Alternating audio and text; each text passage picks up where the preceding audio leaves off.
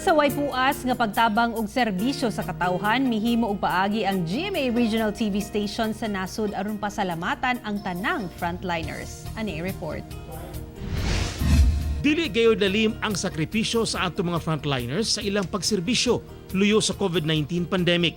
Sagad kanila, dili na makauli ug makauban ang pamilya tungod sa pagsigurong dili na mukaila pa ang COVID-19.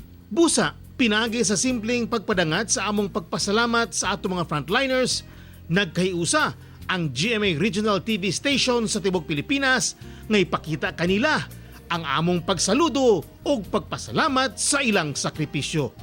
Ang GMA Regional TV Dagupan sa North Central Luzon gikan sa Balitang Amyanan. Ang GMA Regional TV Bicol sa Bicol Region.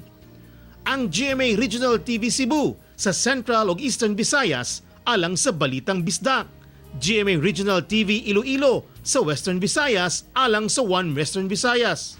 Ug dinhi sa Mindanao gikan sa GMA Regional TV Southern, Northern ug Central Mindanao gikan sa One Mindanao.